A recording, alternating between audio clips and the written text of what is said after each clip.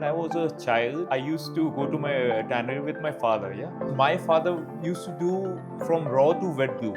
So at that time, the easiest way to be in the leather industry was to make from raw to wet glue. And a lot of people used to do this process. There's a lot of brands like Tata, PK, a lot of big brands. They used to buy wet glue leathers for shoes. I was very small, okay. I used to ask my father, I need a wallet to give my teacher. One of my teachers is asking me to give me a wallet. I used to ask my father, why are you not giving me a wallet? So he used to say that, see, there's a lot of branches in a leather. It's not that if I'm making leather, that means I'm making wallet. Me and my brother, we started together. We used to supply to one big brand in Chennai. We used to make one leather again and again for the whole year. Okay. It was for a very big brand in US. We were doing that from 2014 to 2017. Okay. In 2017, the market was in a declining phase. So what we did, we both brothers was standing in the same position. So what we thought is that one of us should move forward. I should give him leather, he should make products.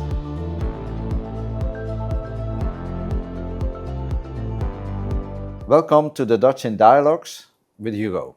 I'm your host, Hugo van der Wouw, and today's guest is Yousuf Ahmed from Alia International. Yousuf is a tanner, and we're going to talk about tanning. So Yousuf, welcome to the podcast. Hello sir, how are you? I'm fine, thank you. So Yousuf, you are very well deep into the leather tannery. As well, your whole family comes from tanning background. So what is one of your earliest memories about leather tanning? See, my earliest memory would be when I was a child, like I used to go to my tannery with my father, yeah. So everyone does that. So I used to go to the tannery with my father, and I used to see the raw leather because my father used to do from raw to wet glue. He didn't used to like make the finished product and the end product, whatever it is it wallet or bags or belts. He was just into from raw to wet glue. Okay. At that time, this process was the most common process. Okay, and a lot of people used to do this process. So what he thought, he started with the finish business, but it was a very difficult process at that time, because at that time the setup, we don't used to have a very good tanneries to do the production and stuff. The tanneries were very small and it was very competitive to do the work. So at that time, the easiest way to be in the leather industry was to make from raw to wet glue. That was the easiest form to do. Like, okay, this is the easiest way. And there was a lot of big brands like Tata, PK, a lot of big brands. They used to buy wet glue leathers for shoes. And there was a trend of gasket at that time. I was very small. Okay, yeah. I used to ask my father, yeah, I need a belt. Okay, I need a wallet to give my teacher. One of my teachers is asking me to give me a wallet. I used to ask my father, why are you not giving me a wallet? Mm-hmm. So he used to say that, see, there's a lot of branches in a leather. It's not that if I'm making leather, that means I'm making wallet. No, that will be completely different. Yeah, that is. But now your brother is making bags and wallets, correct? My brother is making. See, when me and my brother, we started together.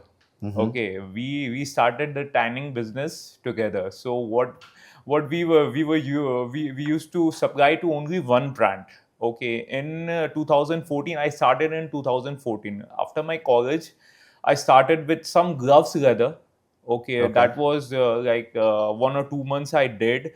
So I didn't find it like okay, but not my cup of tea. Okay. Mm-hmm. So we started with finished leather. Okay. We used to supply to one big brand in Chennai. Okay. We used to make one leather again and again for the whole year. Okay. It was for a very big brand in US, and it used to run like crazy. So we were doing that from 2014 to 2017. Okay, in 2017 the market was in a declining phase. So what we did, we both brother was standing in the same position. So what we thought is that one of us should move forward. I should give him leather and he should make products. So that's how things got started. So we both brothers started together. So there's nothing like he started before with the products and stuff. We are at the same age, like he's 1 year elder to me. So we started together only. Why have you chosen to do the leather tanning and your brother the Actually, manufacturing? it's a story that he was more interest. He was less interested in making leather. Okay. So sometimes I used to push him. Yeah, let's go to the tannery. "Yeah, okay, you go. I'll Yeah. I'll come later. This that." So his mindset was completely different. Okay, he had something else in his mind. Maybe he had this thing in mind that I would have made a wallet or bag. Maybe that was is in his mind. So that's why he chose to go for the product business, and I used to like leather. Okay. So you really like to the whole process of leather tanning, like the selection, the finishing, um, more than manufacturing bags or wallets. See, I have no idea of bags and wallets. You never explored this. I Okay. never did the bags and wallet thing, so I have completely no idea of that. Okay, the selection part, yeah, I select the material, the end material, that is the finished leather. I do the inspection by myself. Okay. Because if you are my customer, for example, I know your taste better than my team. Okay, so the end product should go through my eyes only. I know your taste better than any of my colleagues or any of my team. So what I feel that I should look each and every skins before sending it to you, so that you don't call and give me a complaint that this you didn't send this thing right or this thing wrong. So that's my way of working. The end control, the end quality will always be done with you With personally. me personally, yeah, I am teaching my team. As long as I am there, I'll be taking care of the quality, the end quality, Yeah. not the whole process. That's not possible for one person to handle everything. No, but before you're shipping out, you make Yeah, sure that you've that seen that everything. that QC is done by me. Okay. I have the team to do it, but I personally feel that I know my customer better than my team or anyone else.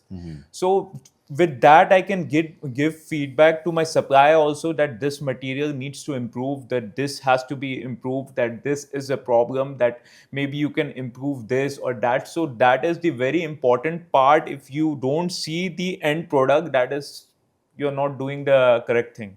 Now, this is a very traditional industry. What are your biggest learning curves in this industry?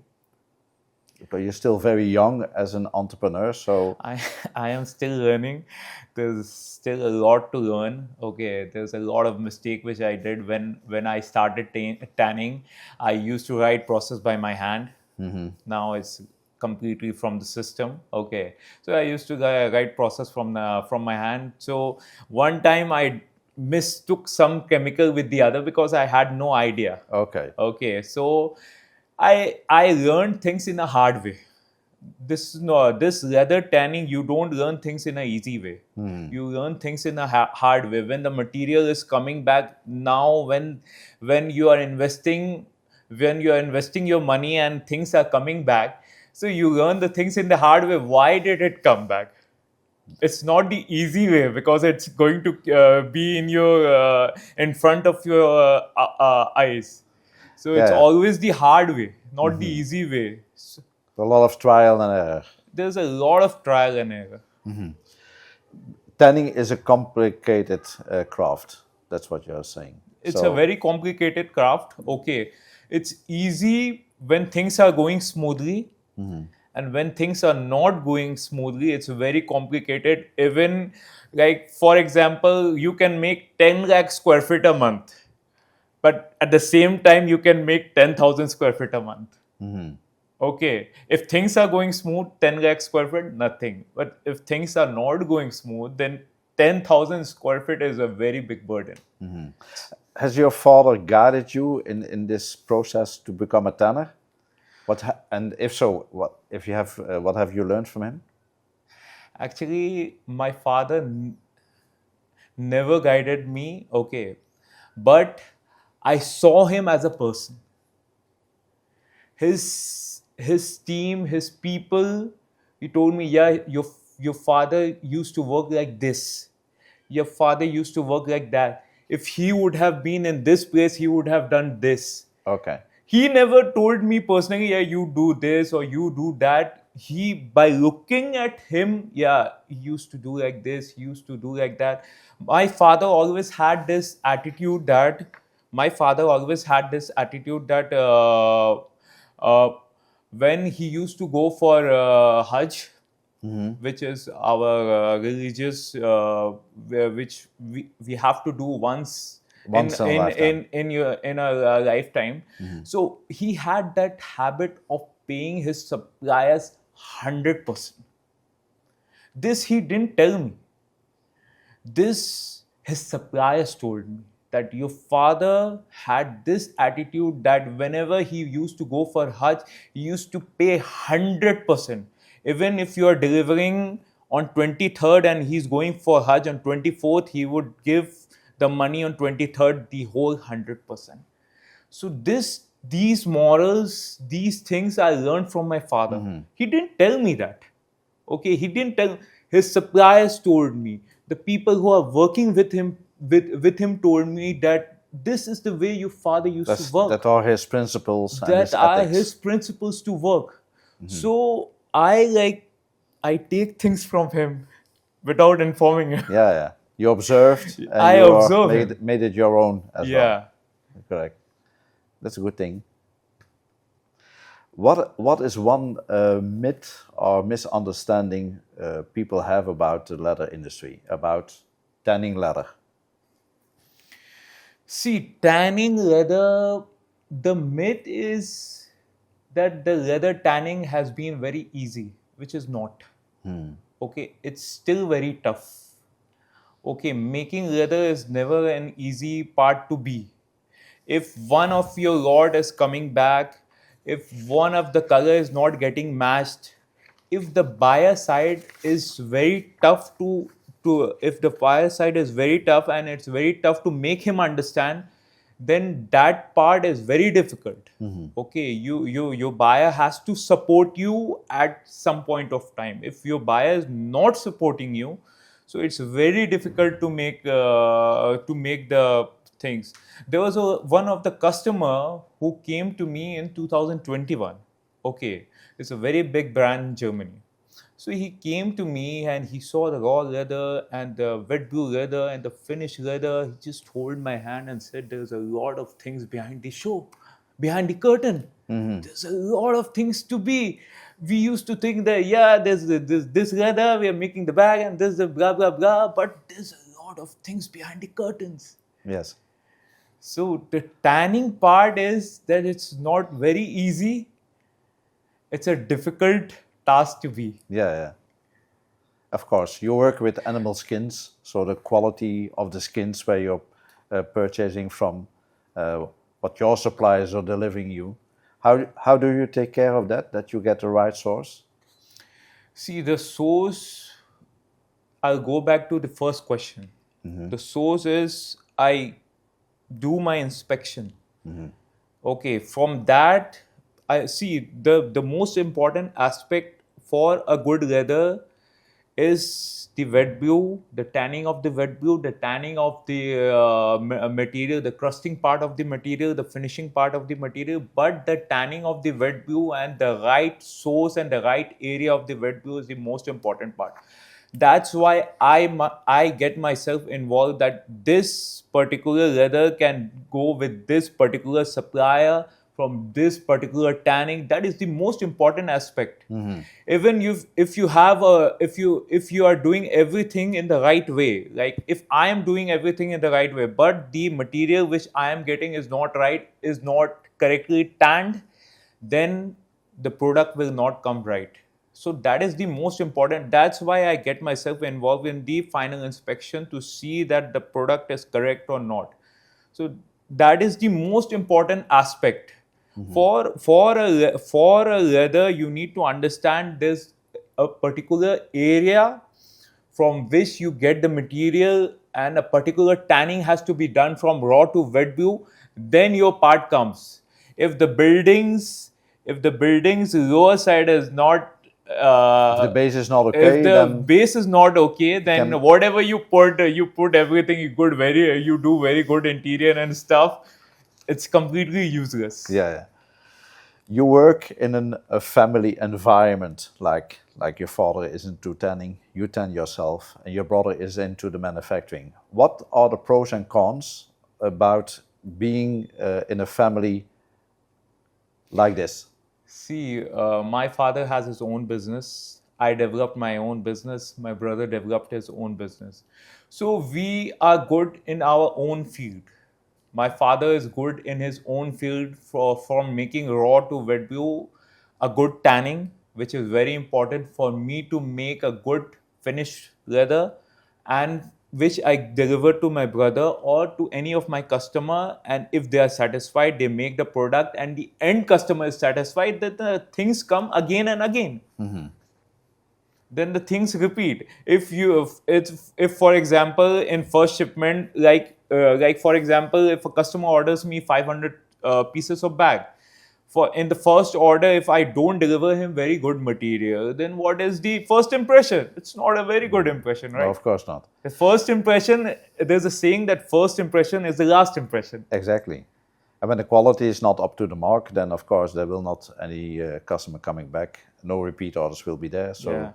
then the whole effort, what you have done to get the customer, actually get to waste. So that's not the right approach.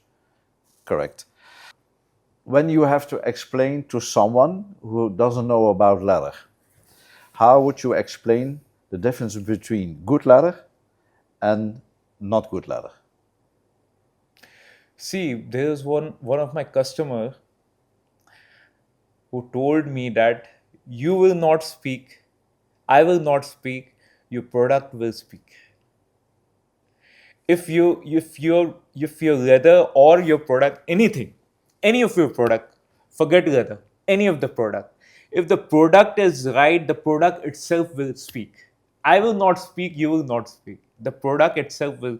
If the leather is right, then the product itself is speaking, right? I don't have to speak, yeah, this is that, I don't have to explain the stuff.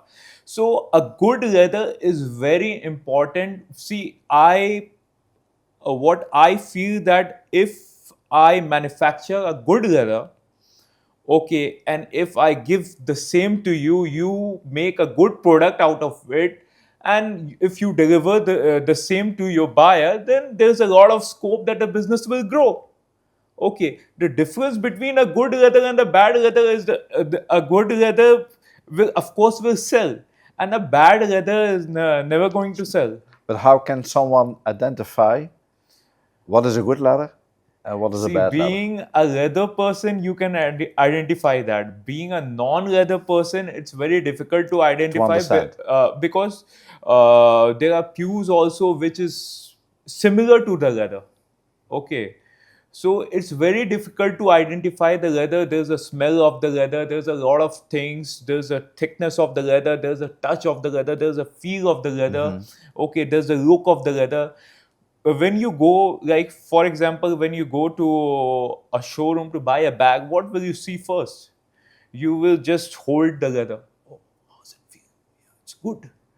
First thing is you look at the product. Okay, you are looking at the bag. Okay, now you go there. What will you do for the first? What will Yeah, be the you will first? touch it first. You will touch it first. So touch feel is very Touch important. feel is very important. Yes. The touch feel and the look. These are the two most important aspects of a leather. If the touch feel is very rough and the look is very shabby and everything, who will buy it? No one will buy this. Yeah. So, what type of leather or finishes are the most you are the most proud of producing by yourself? I am proud of all my Oh, products. that I expected that answer, but if you have to mention one or two, uh, Mention one or two. Maybe a DDDM leather, which is a soft leather, what does DDM mean for the ones who don't drum understand? dyed milled. Drum dyed milled. Yeah, it's a drum dyed milled leather. We just drum dye the leather. Okay, we put some wax on it. We do the plating, and that's it. So that's the DDDM leather. It's very natural. It's very natural. It has a very good touch feel. Okay, and the look is also very natural. So the most natural kind of leather is a DDM or drum dyed milled leather. That's what you're saying. Yeah. And you as a tanner, that is one of the products you think you have mastered. I've not yet mastered. It's a very difficult product. I would love to make it more and more, but this is always a situational thing. Okay, you don't get all the orders of the DDDM. You don't get all the orders of Buff Crunch. Blah, blah, blah. It doesn't depend on you. It depends on the customer On the side. customer, yeah, okay. But if you would choose one leather that you think, okay, that's a leather I really want to master, that I become the king of that particular leather, then it would be DDDM. DDDM would be DDDM because I love the leather. You love the leather. Because I think that it has the potential to grow and grow and grow, and it can run for forever. That is kind of a leather which its trend will not change. It will be forever. Like even a 20-year-old college guy would like it. Even a 40-year-old business guy would like it. Okay, so it's a kind of a leather which each and every generation would enjoy. Okay, It's timeless. it's timeless. Correct. How do you stay competitive in a price sensitive and international market? See, the market is very tough these days. I would be like, it's very tough. Okay, if you need orders, you have to be very competitive with the market.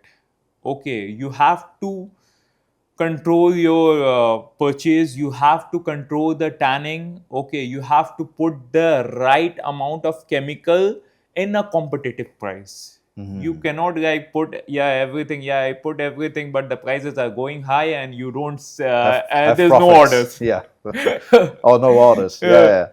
Yeah. So the price point is the market is very competitive. If for 10 cents, I'm just talking about 10 cents. For 10 cents, people are losing 1,000, 10,000, 100,000 pieces order just for 10 cents. So it is that kind of competition in this market. It is that competitive. So I have the kind of leather which starts from lower to upper segment. Okay. So I have all variety of leather. Okay. So that we can compete with the market. The market is very tough. Okay. If I am not making it, there are 850 tanneries there who are willing to do at any prices. So I need to compete with 850 peoples. Yeah. That's a lot. And how will you control then the quality? See, the quality is a very important part for me. Okay, I don't compromise with quality, but I have to think about the price also. Okay, these two are the most important aspect. But whatever chemical I use are all REACH compliance free. We don't use local chemicals. Okay, we on that part I don't compromise, but I use my brain in which product, how much thing I can use, and how to maintain the price of the product. That is the most important. If you put everything right and everything is going good, but the orders are not coming, your prices are very high, the orders are not coming, so it's not the right way to work. No, it's not the right approach. But you should never, compromising on the quality. Yeah. At the end, any buyer wants to receive the right leather for his product. and that's something very important to control. Yeah. Tanning itself, that is not so very environmental friendly, correct? So what steps are you taking or have you taken to make sure that it becomes a bit more eco-friendly? First thing I will tell you, what is a leather? According to you, if you are having meat, for example, if you are having meat of a goat, where if we don't tan that skin, the skin will be dumped in the ground. So we ourselves are using the byproduct Of the meat industry, of the meat industry, yes. and we are using the byproduct and we are making the product.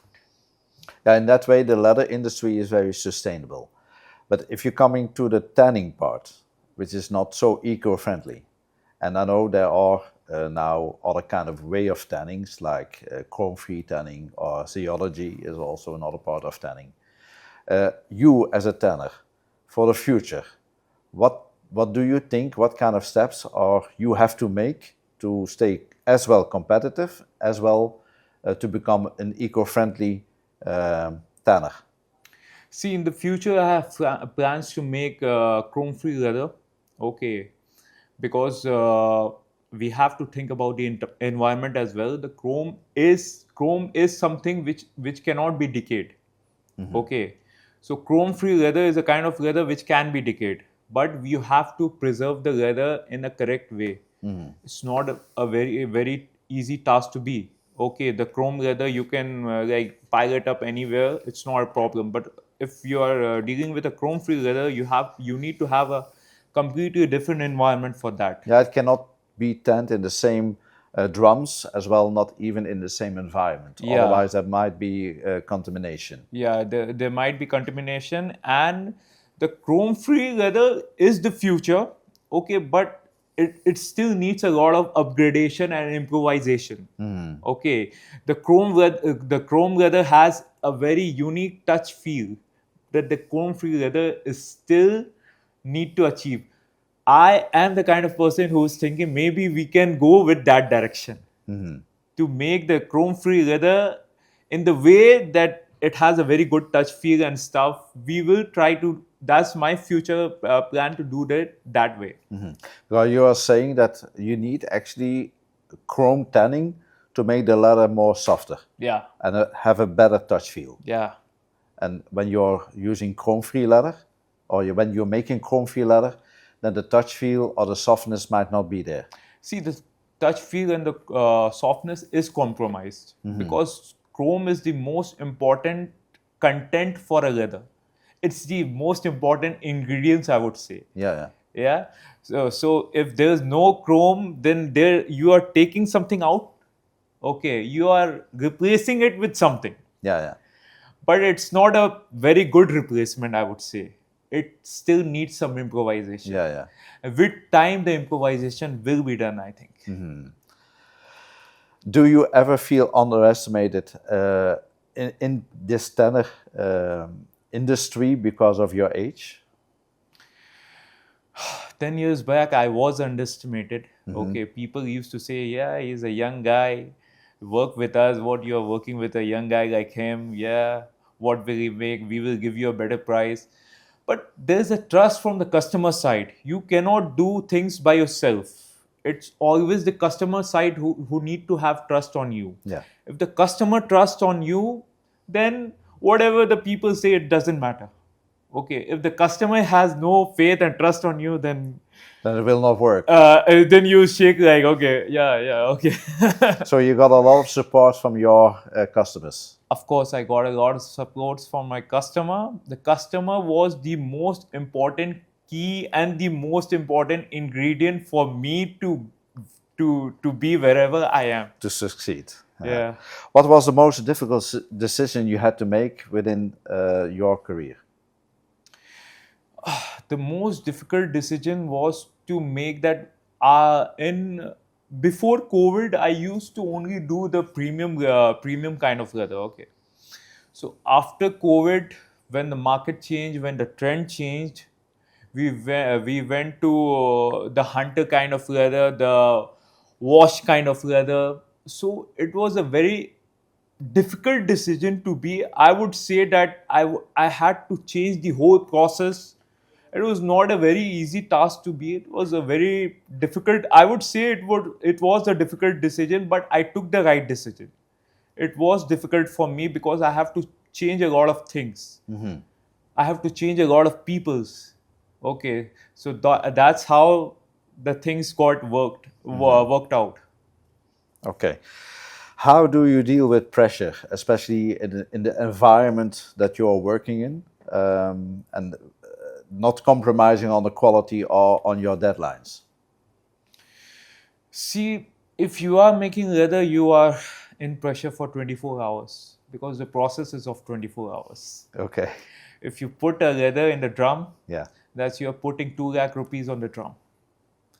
If even one scratch is coming, if even one wood is coming out in the drum, if you do, I'm talking about a medium size of tanner. I'm not talking about big tanners who have steel drum and stuff like that. I'm talking You're about a working with medium. wooden drums. I have a wooden drum. So I have that pressure. I always have that pressure in my mind. Okay, 2 drums are running, that 5 lakh rupees are running in a drum. If even one wood is coming out, then the whole 2.5 lakh is getting wasted. compromised, getting wasted.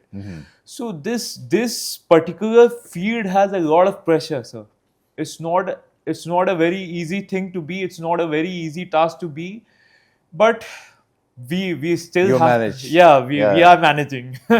So how do you make sure that something like a wood doesn't come out? Do you do inspections before? Yeah, we have our team. Okay, whoever does the loading part. Okay, I have the person to do the inspection first, and then we put the material. Okay, if your luck is not good, maybe in during the process also the stick will come out and you cannot do anything. But prevention is better than cure. Of course, that's So always. we go through the drums and we check the things. Okay, and after that we put the leathers and everything. So So you make sure that you do the inspections so that the quality will not get compromised. compromised. Is there one specific order? What was the turning? I would say that the turning point of your business or your I think career. it was with you. With me. Yeah, Oh, of course. So okay. you I hope you remember Buff Mild. Yeah. Yeah, your leather. My letter. So that was the turning point for me. Okay.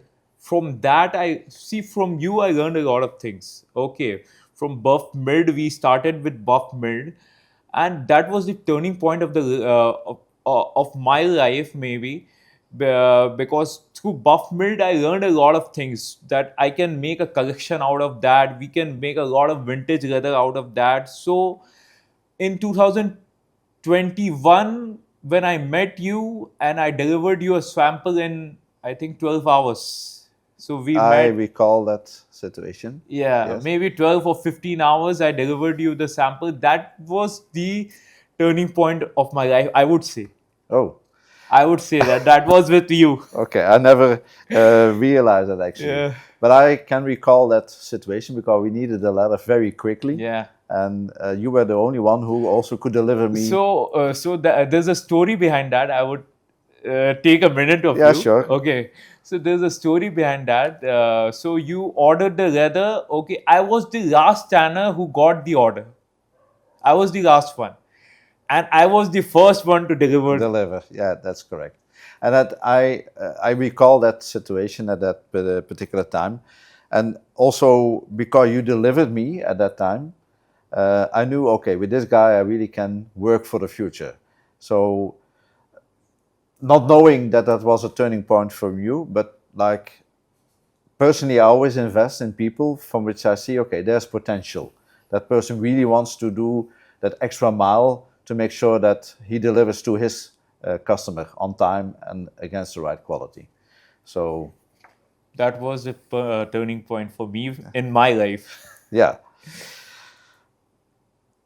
If you had to name one personal strength that's helped you the most in the business, then what would that be? See, personal strength, I would say, is my team. Your team, without you, you are the person who is standing on the stage. But there's a lot of things which are done uh, in the background.